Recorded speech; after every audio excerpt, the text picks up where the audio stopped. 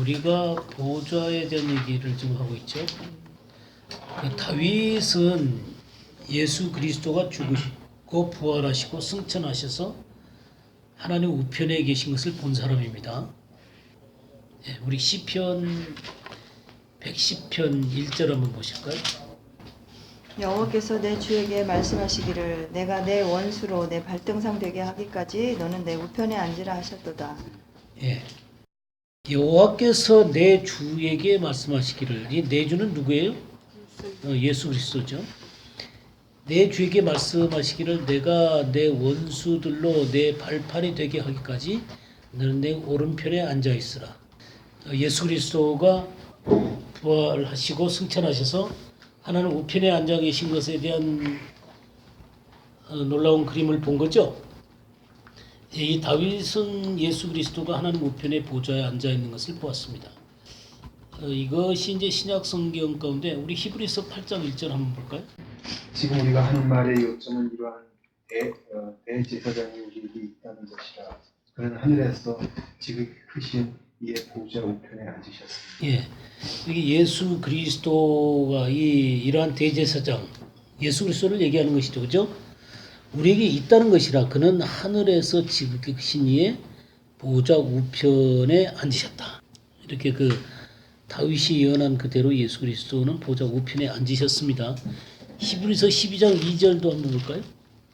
믿음의 주요 또 온전하게 하시는 이인 예수를 바라보자. 그는 그 앞에 있는 기쁨을 위하여 십자가를 참으사 부끄러움을 개의치 아니하시더니 하나님 보좌 우편에 앉으셨느니라. 예, 그분이 그 십자가를 참으셨고 또 마침내 부활하셔서 하나님 우편에 앉아 있다는 사실을 말씀을 하고 있는 것들을 보게 됩니다. 이렇게 다윗은 예수 그리스도가 오시기 전에도 예수 그리스도가 구속을 완성을 하시고 또 부활하시고 승천하셔서 하나님 우편에 앉아 계시는 그 보좌 우편에 앉아 계시는 것들을 보았습니다. 그러게 이게 예수 그리스도가 이렇게 하나님 우편에 계시지만 이스라엘 사람들은 바라보는 시야가 이 다윗 같은 경우는 지금 하나님 우편에 앉아 계시는 예수 그리스도를 보았지만 이들의 시야는 손으로 지은 성전에 제한되어 있었어요. 손으로 지은 성전에 제한되어 있었습니다. 우리는 이미 이 성전에서부터 하나님이 나오셔서 떠나가는 장면을 보았죠. 그래서 사실은 하나님의 거룩한 임재가 떠났습니다. 뭐냐면 바벨론으로 갈 때 이미 솔로몬 성전이 무너지게 되고 하나님의 영광이 떠났단 말이에요. 하나님의 영광이 떠났는데 하나님의 영광이 떠났어도 이스라엘 백성들이 그 하나님의 영광을 늘 사모하잖아요. 그리고 하나님과 함께 거하는 것을 원하기 때문에 바벨론으로 끌려갔다가 돌아와서 성전을 다시 짓는단 말이에요. 성전을 짓고 거기에 언약궤를 안치를 하고 또 거기에 그 성전의 모양은 갖고 있었고 나중에 헤롯이 개축을 하잖아요. 그랬음에도 불구하고 하나님의 임재는 떠났습니다. 하나님께서는 그들에게 예배를 허락하시고 또 하나님 앞에 나와서 하나님께 제사도 드리고 그런 모든 것들을 하게 하셨지만 실질적으로 하나님은 오늘 그 임재가 떠난 장면을 보았지 않습니까? 그래서 바벨론으로 끌려갈 때 이미 임재가 떠났어요. 그래서 이 떠난 상태 가운데서 이제 계속해서 메시아가 온다는 생각들을 그들이 갖게 된 것이죠. 그러니까 메시아가 온다는 사실들을 계속 갖게 되는데 그들은 이 메시아를 인간적으로 왕으로 자기를 독립시켜. 그러니까 이미 바벨론, 그 다음에 메데파사, 그 다음에 페르시아죠. 그 다음에 헬라, 그 다음에 로마에 의해서 계속해서 지배를 당하니까 정말 그 다윗 같은 왕이 와서 이 이스라엘을 이렇게 회복시켜 줄 것을 기대를 했단 말이에요. 그러니까 메시아를 정말 구속하는 메시아가 아니라 정치적인 메시아. 그들을 열방 속에서 건져내 가지고 세상에 으뜸이 되도록 만들어주는 이런 정치적인 메시아를 기다리게 된 것이죠. 그러니까 정작 예수 그리스도가 오니까 어떻게 됐어요? 자기 땅에 오면 자기 백성이 영접하지 않았잖아요. 그런 일들이 이제 벌어지게 되었습니다. 그러면서 그들은 늘 여전히 성전이라는 이 틀 안에서 벗어나지 못하고 하나님은 지금 다른 역사들을 향해서 진행해 가고 있고 이스라엘을 위한 구속, 그 다음에 온 세상을 향한 구속을 위해서 예수 그리스도가 오시고 십자가에 돌아가시고 부활하셔서 하나님 우편에 앉아 계시는 이 놀라운 역사가 진행됐음에도 불구하고 이들은 이것에 대해서 깜깜하게 닫혀 있는 것이죠. 이들에게 눈이 완전히 감겨 있었어요. 하나님은 지금 역사를 오른쪽에서 하고 있는데 왼쪽에서만 이 성전 안에서만 하나님을 자꾸만 또 거기다 가두려고 그러는 거예요. 우리 사도행전 7장 46절에서 47절 한번 보겠어요. 다윗이 하나님 앞에서 은혜를 받아 야곱의 집을 위하여 하나님의 처소를 준비케 하여 달라 하더니 솔로몬이 그를 위하여 집을 지었느니라. 예, 그렇게 집을 지었잖아요. 성전을 지었잖아요, 솔로몬이. 그런데 이 솔로몬이 이렇게 집을 지었단 말이에요. 그러면서 48절, 49절 한번 읽어볼까요? 그러나 지극히 높으신 이는 손으로 지은 곳에 계시지 아니하시나니 선지자의 말한 바 주께서 가라사대 하늘은 나의 보좌여 땅은 나의 발등상이니 너희가 나를 위하여 무슨 집을 짓겠으며 나의 안식할 처소가 어디뇨. 예, 이게 이제 그러면서 50절에 보면 이 모든 것이 다 내 손으로 지은 것이 아니냐 한 것 같으니라 그랬죠. 이게 지금 이사야 66장에 나오는 얘기거든요. 그러니까 이들은 솔로몬 성전 안에 그리고 그들이 지은 제2 성전 있잖아요. 거기 안에 하나님을 이렇게 가두어 두려고 하는데 사실은 예수 그리스도가 오셔가지고 그런 얘기 했잖아요. 이 성전을 헐어라 내가 3일 만에 다시 짓겠다. 그러니까 다른 이 구속의 사건과 또 완전히 인류에 대한 모든 구속을 완성하시고 하나님 우편에 앉아 계시기까지 하시는데도 불구하고 이들은 여전히 이 성전 안에만 갇혀 있는 것이죠. 하나님은 더 높은 차원의 보좌를 원하시는 거예요. 그래서 이 인간이 진정한 하나님과의 만남 가운데 경배를 하기를 원하시고 있는 거거든요. 근데 이스라엘 백성들은 떠나버린 이 성전 안에서 하나님을 가둬놓고 거기서 하나님 앞에 예배를 드리기를 원했던 것이죠. 하나님을 만날 수가 없는 거예요. 이거를 해결하기 위해서 메시아 대신 주님이 오셨음에도 불구하고 거절을 하는 것이죠. 그들의 방식이 안 맞은 거예요. 하나님이 원하시는 방식을 통해서 하나님을 만나야 되는데 하나님이 원하시는 방식이 아니라 그들은 자기의 방식만을 고집하고 있는 것이죠. 그러니까 이 성전 안에 딱 제한되어 있는 거예요. 이런 일들이 너무 많아요. 사람들이 정해놓은 종교적인 방법으로 하나님을 자꾸 만나려고 그러는 거예요. 중요한 건 하나님이 원하시는 방식으로 만나야 되는 게 중요한 거고 하나님이 어떤 식으로 하나님이 이 모든 구속을 완성하시고 새로운 차원에서 인간을 만나기를 원하시는가를 봐야 되는데 사람들은 자기의 이 종교적인 스타일 가운데서만 하나님을 만나기를 원하는 거예요. 이게 깨져야 되는 거거든요. 이게 깨지지 않으면 사람의 계명을 따라서 섬길 수밖에 없는 거예요. 하나님의 방식으로 우리가 섬겨야 되는 것이죠. 우리 스데반은 예수 그리스도가 하나님 우편에 계신 것을 보았어요. 사도행전 7장 55에서 56절 한번 보죠. 스데반이 성령 충만하여 하늘을 우러러 주목하여 하나님의 영광과 및 예수께서 하나님 우편에 서신 것을 보고 말하되 보라 하늘이 열리고 인자가 하나님 우편에 서신 것을 보노라 한데. 예, 이렇게 스데반은 이 모든 구속을 받고 그리고 하나님 우편에 계신 예수 그리스도까지 보고 있는 거예요.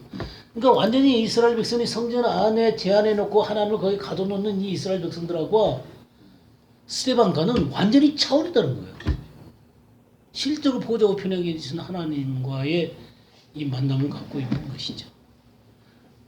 그때는 사도 바울도 똑같았어요. 사도 바울도 여기 어떻게 했어요? 그가 이 사람들이 그들의 그 제한된 모습을 갖다가 들춰내니까 어떻게 해요? 57절에 그들이 큰 소리를 지르며 귀를 막고 일제히 그에게 달려들어 성 밖으로 내치고 돌로 칠세 증인들이 옷을 벗어 사울이라는 청년의 발 앞에 둔다. 바울도 이때는 완전히 이 유대교라는 틀 안에서 갇혀가지고는 하나님의 역사를 볼 수가 없었어요. 그러니까 이 눈이 다 감겨 있는 거예요. 율법과 육신의 구조에 갇혀있는 그들은 주님의 영광을 볼 수가 없었어요. 마음에 찔리고 견딜 수가 없어요. 여러분 새로운 생명의 역사를 보여주고 있으니까, 하나님의 영광의 역사를 보여주고 있으니까, 하나님께서 새로운 계시의 차원을 열어 보이시니까 자기네들이 완전히 폐쇄적인 자기의 모습들을 보게 되는 거예요. 그러니까 그들은 하나님 앞에 바르게 나아가고 있는 스데반을 견딜 수가 없는 거예요. 때려 죽이는 거예요. 그냥 이들에게는 참다운 자유가 없는 거예요. 그러니까 진리를 바르게 알 때만이 진정한 자유가 있는 거예요. 그러니까 하나님의 진리 가운데 바르게 선다는 것이 너무너무 중요한 거예요. 그 진리 가운데 서 있을 때만 우리의 눈에 비늘이 벗겨지게 되는 거예요. 그리고 하나님의 차원으로 들어가게 되는 거예요. 근데 사람들은 하나님의 차원으로 들어가지 않고 인간이 정해놓은 그냥 종교적인 틀 안에서 안주하려고 그래요. 그러니까 하나님의 영광을 못 보는 거예요. 하나님께서 우리를 통해서 이 세상 가운데서 하나님께서 무엇을 하고 계시고 우리를 통해서 어떤 역사를 그 하나님의 영광을 드러내기를 원하시는가를 볼 수가 없는 거예요. 이걸 보고 흑암에 갇혀있다 그러는 거예요. 육신에 갇혀있다는 것입니다. 그러니까 율법의 구조 가운데 갇혀있다는 게 바로 그런 것이죠. 자, 우리는 그러면 히브리서 10장 19절 20절 한번 보시죠. 그러므로 형제들아 우리가 예수의 피를 힘입어 성소에 들어갈 담력을 얻었나니 그 길은 우리를 위하여 휘장 가운데로 열어놓으시 새로운 살 길이요 휘장은 곧 그의 육체니라. 예. 그러니까 어디에 들어갈 담력을 하냐면 예수의 피를 힘입어 성소에 들어갈 담력을 했거든요. 근데 여기 성소는 땅의 성소가 아닙니다. 하나님은 땅의 성소에서 이미 떠나셨어요. 어디 성소를 얘기하는 거예요? 그냥 하늘의 성소를 얘기하는 거예요. 하늘의 성소를. 그 길은 우리를 위하여 휘장 가운데로 열어놓으신 새로운 산 길이요. 휘장은 곧 그의 육체니라. 그래서 예수 그리스도 십자가 올 때 성전이 쫙 위에서부터 아래까지 찢어졌잖아요. 그러니까 성전을 헐어라 내가 사흘 만에 다시 짓겠다는 거예요. 그래서 하늘의 길이 열린 거예요. 그 하나님 존전 앞으로 나아가는 길이 새롭고 산 길이 열린 거예요. 그러니까 보좌 우편까지 쫙 나갈 수 있는 길이 열린 거예요. 히브리서 6장 19절에서 20절 한번 보겠어요. 우리가 이 소망을 가지고 있는 것은 영혼의 닷 같아서 튼튼하고 견고하여 휘장 안에 들어가나니 그리로 앞서가신 예수께서 멜기세덱의 반차를 따라 영원히 대제사장이 되어 우리를 위하여 들어가셨다. 예, 보세요. 여기에 뭐라고 썼냐면 우리가 이 소망을 가지고 있는 것은 영혼의 닷 같아서 튼튼하고 견고하여 휘장 안에 들어가나니. 그러니까 이것이 얼마나 확실하고 분명한 것이냐면 이 휘장 안에 들어간다는 얘기는 어떻게 되는 거예요? 이 성소와 지성소 사이를 막고 있었던 휘장이 주님이 찢어졌잖아요. 휘장 안으로 들어가는 거예요. 지금 이것이 확실하게 세워졌다는 거예요. 그래서 그리로 앞서가신 예수께서 멜기세덱의 반차를 따라 영원히 대제사장이 되어 우리를 위하여 들어가셨느니라. 그래서 주님이 이 하늘로 나아가는 그 길을 그 휘장을 찢어버리고 멜기세덱의 반차를 쫓아서 들어가셨단 말이에요. 이 멜기세덱은 나중에 또 시간이 있으면 더 깊이 하도록 하고 이 멜기세덱은 아브라함한테 이 포도주와 빵을 가지고 와서 만났죠. 그러니까 11조를 드리잖아요. 경배하잖아요. 그래서 살렘 왕이 의의 왕이죠. 예수 그리스도를 나타내는 거예요. 그 멜기세덱의 반차를 쫓아서 그리로 들어가신 거예요. 이 휘장 안으로 들어가셨습니다. 먼저 앞서 들어가셨어요. 앞서가신이라고 하는 건 뭐예요? 다음에 또 따라갈 자들이 있다는 것이죠. 자, 히브리서 7장 16절 19절 보시겠어요. 육신에 속한 한 계명의 법을 따르지 아니하고 오직 불멸의 생명의 능력을 따라 되었으니 증언하기를 내가 영원히 멜기세덱의 반차를 따르는 제사장이라 하였도다. 전에 있던 계명은 연약하고 무익함으로 패하고 율법은 아무것도 온전하게 못할지라. 이에 더 좋은 소망이 생기니 이것으로 우리가 하나님께 가까이 가느니라. 예. 그래서 이 예수님이 이 율법의 계명을 따른 것이 아니고 오직 불멸의 생명의 능력을 따라서 그랬죠. 그러니까 이 영원한 영생의 이 능력을 따라서 되어질 수 있도록 이 생명의 역사를 이룰 수 있도록 그것을 따라서 멜기세덱의 반차를 따라 제사장이 돼갖고 들어가셨어요. 이것은 뭐냐면 우리가 율법을 통해서가 아니라 이 예수 그리스도의 뒤를 따라서 함께 하나님께로 나아가는 거예요. 그러니까 우리를 맡고 있었던 이 휘장 있잖아요. 그걸 쫙 찢어져 보는 말이요. 글로 나가셔서 그 일을 완전히 일어놓으셔서 그분을 의지하고 나아가는 사람들에게 하나님께 가까이 나가도록 보좌 앞에 가까이 나아가도록 만들어 놓으셨다는 거예요. 아까 그래서 10장에 19절에 뭐라고 했어요? 그러므로 형제들아 우리가 예수의 피를 힘입어 성소에 들어갈 담력을 얻었다. 이 지성소예요. 지성소에 들어갈 담력을 얻었다는 거예요. 그래서 우리 주님이 하나님과 우리 사이를 가로막고 있었던 이 휘장을 완전히 찢어버리심으로 말미암아 무궁한 생명의 능력의 길을 만들어 놓은 거예요. 그래서 이 예수 그리스도를 믿는 사람들이 이 무궁한 생명의 능력의 길을 예수님을 뒤따라서 보좌까지가 나아가는 거예요. 나아가는 거예요. 이것을 예수님이 만들어 놓으셨다는 거예요. 그래서 이 표현을 에베소서는 어떻게 했냐면 에베소서 2장 1절에서 6절 보겠어요. 너희 허물과 죄로 죽었던 너희를 살리셨도다. 그때 너희가 그 가운데서 행하여 세상 풍속을 쫓고 공중의 권세 잡은 자를 따랐으니 곧 지금 불순종의 아들들 가운데서 역사하는 영이라. 전에는 우리도 다 그 가운데서 우리 육체의 욕심을 따라 지내며 육체와 마음이 원하는 것을 하여 다른 이들과 같이 본질상 진노 자녀이었더니 긍휼에 풍성하신 하나님이 우리를 사랑하신 그 큰 사랑을 인하여 허물로 죽은 우리를 그리스도와 함께 살리셨고 너희가 은혜로 구원을 얻은 것이다. 또 함께 일으키사 그리스도 예수 안에서 함께 하늘에 앉히시니. 예, 잘 보세요. 허물과 죄로 죽었던 너희를 살렸다. 그러니까 예전에 우리가 그리스도를 만나기 전에 허물과 죄로 죽었었던 존재들이죠. 근데 그 상태에 있었던 사람을 여기 뭐라고 표현했냐면 이 세상 풍속을 따랐어요. 그리고 공중의 권세 잡은 자를 따랐는데 불순종의 아들들 가운데 역사는 이 더러운 영들을 쫓아서 살아가는 거예요. 하나님의 영을 쫓는 게 아니라 마귀의 영을 쫓아서 사는 거예요. 그래서 이들이 행하는 건 뭐냐면 육체의 욕심을 따라 지내며 육체와 마음이 원하는 것을 하여 그러니까 욕심을 따라 행하는 거예요. 이런 상태를 뭐라고 표현했냐면 본질상 진노자녀였다는 거예요. 그러니까 우리가 예수 그리스도의 생명의 무궁한 이 영생의 길을 쫓아가지 않으면 우린 지금 어떤 상태에 있냐면 허물과 죄로 죽어있는 상태에 있단 말이에요. 그리고 악한 영에 의해서 지배를 당하고 있는 것이고 그리고 욕심을 따라 지낼 수밖에 없고 그래서 본질상 진노의 자녀로서 살아갈 수밖에 없다는 거예요. 하나님과 아무런 관계가 없이 살아가고 있다는 거예요. 근데 그런 자를 어떻게 했어요? 긍휼에 풍성하신 하나님 우리를 사랑하신 그 큰 사랑을 인하여 허물로 죽은 우리를 그리스도와 함께 살리셨다고 그랬어요. 살아난 거예요. 주님이 부활할 때 부활의 생명이 내게 들어오셔서 하늘의 생명을 갖게 하는 거예요. 하늘로 나아갈 수 있도록. 그래서 함께 부활해서 하늘로 같이 우리를 끌고 가셔서 어디까지 앉히셨어요? 하늘에 앉히셨다.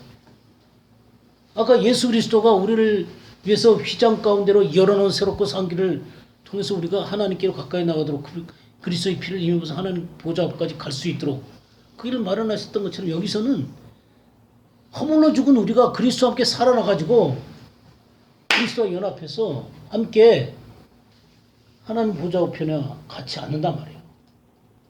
앉힌 존재가 됐다고 말이에요. 그러니까 주님은 하나님의 본래 계획은 뭐냐면 이 보좌를 나누고 싶으세요. 이 보좌의 영광을 나눌 수 있는 존재를 찾고 싶은 거예요. 근데 사탄은 어떻게 한 거예요? 그거를 갈취하려고 그런 거예요. 그걸 자기가 취하려고 했던 거예요. 이게 욕심이라고요. 교만이고. 근데 기쁘게 주님 앞에 순종하는 자들에게는 하나님은 이 보좌를 어떻게 하시려고 하냐면 나눠주기를 원하신단 말이에요. 이 영광을 나누기를 원하신다. 그래서 요한복음 17장 21절에서 24절을 보겠어요. 아버지여, 아버지께서 내 안에 내가 아버지 안에 있는 것 같이 그들도 다 하나가 되어 우리 안에 있게 하사 세상으로 아버지께서 나를 보내신 것을 믿게 하옵소서. 내게 주신 영광을 내가 그들에게 주었사오니 이는 우리가 하나 된 것 같이 그들도 하나가 되게 하려 함이니이다. 곧 내가 그들 안에 있고 아버지께서 내 안에 계시어 그들로 온전함을 이루어 하나가 되게 하려 함은 아버지께서 나를 보내신 것과 또 나를 사랑하심 같이 그들도 사랑하신 것을 세상으로 알게 하려 함이로소이다. 아버지여, 내게 주신 자도 나 있는 곳에 나와 함께 있어 아버지께서 창세 전부터 나를 사랑하심으로 내게 주신 나의 영광을 그들로 보게 하시기를 원하옵나이다. 예. 여기 보게 되면 25절, 26절도 읽어주세요. 의로우신 아버지여, 세상이 아버지를 알지 못하여도 나는 아버지를 알았사옵고 그들도 아버지께서 나를 보내신 줄 알았사옵나이다. 내가 아버지의 이름을 그들에게 알게 하였고 또 알게 하리니 이는 나를 사랑하신 사랑이 그들 안에 있고 나도 그들 안에 있게 하려 함이니이다. 네, 이걸 잘 보세요. 21절. 아버지께서 내 안에 계시고 내가 아버지 안에 있다. 이게 삼위 하나님의 연합이죠. 그러죠? 삼위 하나님의 연합이에요. 그들도 다 하나가 되어 우리 안에 있게 하사 세상으로 아버지께서 나를 보내신 것을 믿게 하옵소서. 이 삼위 하나님의 연합에 이 예수 그리스도를 믿는 사람들을 함께 연합시키기를 원하시는 거예요. 그래서 22절에 뭐라고 했어요? 내게 주신 영광을 내가 그들에게 주었어. 이 보좌의 영광을 함께 나누시는 거예요. 이는 우리가 하나가 된 것 같이 그들도 하나가 되게 하렵니다. 그래서 이 삼위 하나님 안에 그들이 들어가고 삼위 하나님이 그들 안에 들어가는 거예요. 여기 보세요. 23절. 내가 그들 안에 있고 아버지께서 내 안에 계시어 그들로 온전함을 이루어 하나가 되게 하려면 이렇게 그러니까 아버지께서 내 안에 계시고 내가 또 그들 안에 있고 그들을 또 우리 안으로 함께 들어오게 하시고 그러니까 삼위 하나님 안으로 들어오게 하시고 삼위 하나님이 그들 가운데 들어가시고 완전한 연합이죠. 그래서 이 완전한 연합과 하나됨 그리고 하나님의 놀라운 영광을 나누시고 사랑을 그 가운데 두시는 거예요. 그래서 24절, 26절에도 내가 아버지의 이름을 그들에게 알게 하였고 또 알게 하리니 이는 나를 사랑하신 사랑이 그들 안에 있고 나도 그들 안에 있게 하렵니다. 그래서 하나님 아버지의 사랑이 그들 안에 있기를 원하는 이런 모습을 보게 되는 것이죠. 우리는 많이 얘기한 거지만 요한복음 14장에 보면 거처 문제가 있잖아요. 거처 문제가 있잖아요. 내가 하늘에 가서 거처를 다 예비하면 내가 너희에게로 오겠다. 그러나 사실 하나님의 거처에 따로 만들 필요가 없어요. 하나님 거처가 완전한데 또 거기다가 뭘 또 만들겠어요. 정말 진정한 의미의 거처는 어떤 것이냐면 하나님이 우리 가운데 거하실 거처를 만드는 거예요. 내 안에 그 거처를 만들기를 원하시는 거예요. 그래서 나를 사랑하는 자는 내 계명을 지키리니 아버지와 아들이신 주님이 함께 오셔서 거처를 그들과 함께 하기 위해서 주님 앞에 순종하기를 바라고 계시는 거예요. 그러니까 중요한 거는 하늘의 거처와 이 땅에 있는 거처가 진정으로 하나가 되기를 원하시는 거예요. 하늘의 거처는 예수 그리스도의 구속으로 말미암아 우리가 예수 그리스도를 믿음으로 하늘의 거처에 갖는 권세를 주셨어요. 근데 이 권세가 실질적으로 우리 삶에 누려지기 위해서는 이 하늘의 보좌와 내 속에 이 예수 그리스도의 보좌가 온전하게 내 속에 드러나게 되면 우리가 권세를 활용하게 되는 거예요. 근데 우리가 예수님을 믿음으로 예수님이 우리 안에 들어오셨잖아요. 그럼 하나님 안에 들어가게 하시고 하나님의 영광을 임재하게 하시고 하나님의 사랑을 우리 가운데 두셨단 말이에요. 이게 우리에게 주신 권세예요. 근데 하나님은 우리가 어떻게 되기를 원하시냐면 이 권세가 풀려져 나오기를 원하시는 거예요. 그러면 하늘에 있는 이 하나님의 보좌의 권세와 내 속에 있는 이 보좌의 권세가 온전히 일치하는 모습으로 드러나야 된단 말이에요. 근데 문제는 뭐냐면 이 하늘의 보좌와 땅에 있는 우리 마음에 있는 이 보좌 가운데 있는 것이 일치하게 해서 드러나기보다는 우리의 육신의 문제나 여러 가지 우리 욕심의 문제나 불순종의 문제들이 깔려 있단 말이에요. 이런 것 때문에 이게 온전하게 이 권세가 풀려나지를 못하는 거예요. 근데 주님은 우리 안에서 이 온전한 보좌를 세우고 싶으세요. 우리가 그리스도를 통해서 하늘의 보좌 가운데 동참되어진 자들이죠. 근데 이 놀라운 보좌가 내 마음에도 예수님이 계심으로 주님이 보좌의 왕으로 들어오셨지만 이 일치하지 않으니까 이 권세가 풀려지지를 못합니다. 자, 이런 표현들을 갈라디아서 2장 20절 잘 알잖아요. 한번 볼까요?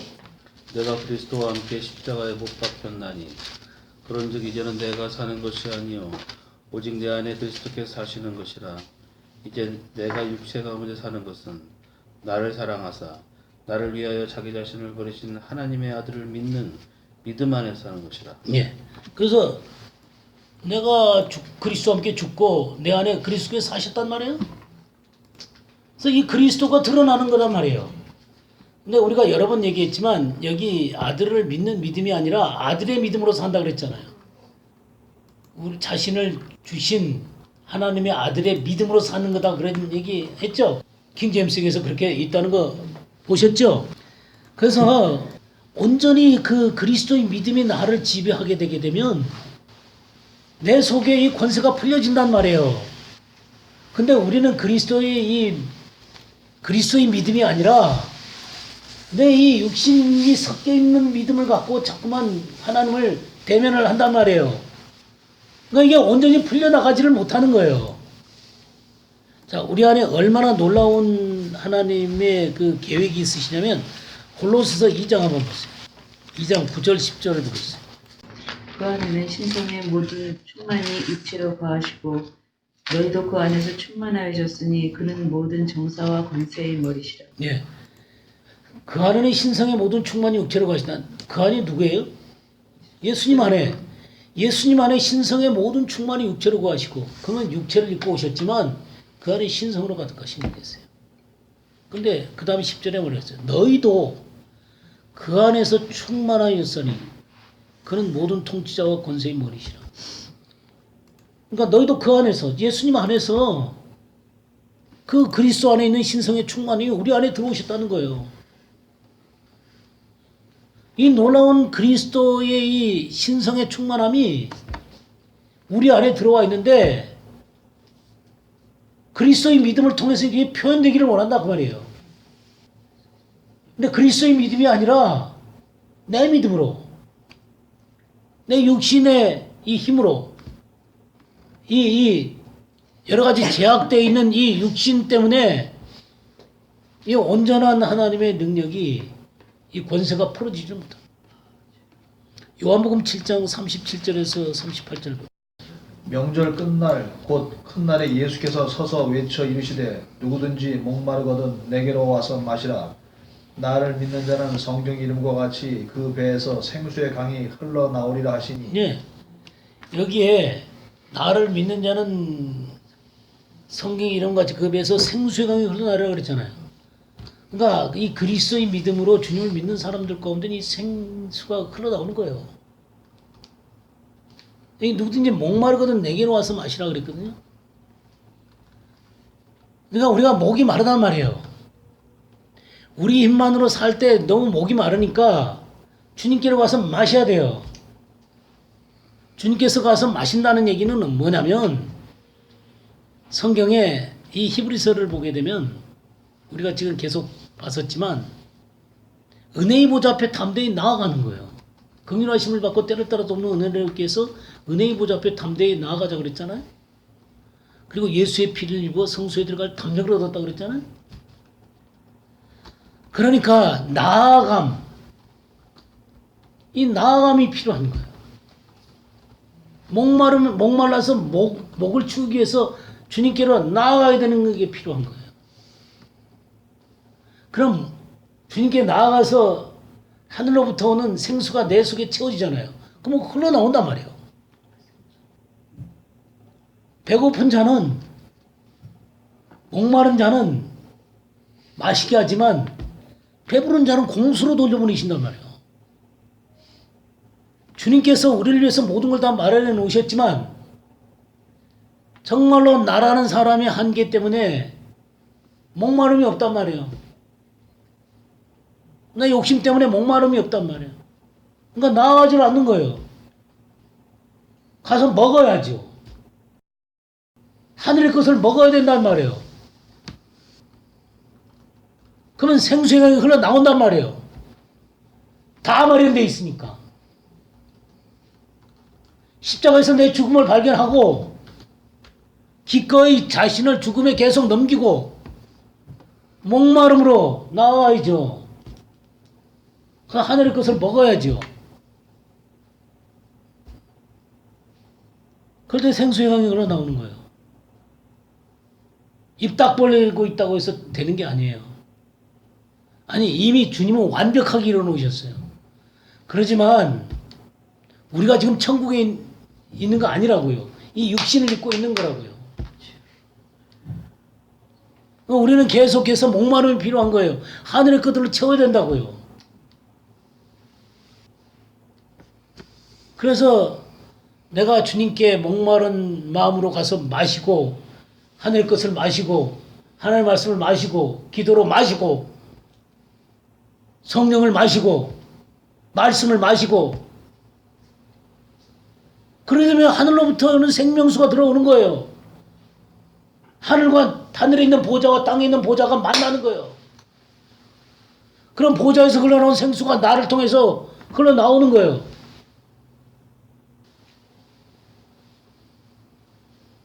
이걸 안 하니까 눈이 감기는 거예요. 하늘의 세계가 갇히는 거라고요. 이스라엘 백성들이 성전 안에 딱 갇혀 있는 것처럼 종교생활 가운데 갇히는 거라고요. 눈에 비늘이 씌어져 갖고는 안 보이는 거예요. 하늘의 세계가. 그럼 나중에 어떻게 되는지 주님을 대적한다고요. 불법을 행하는 자들이 되는 거예요. 귀신도 내쫓고 나중에 제가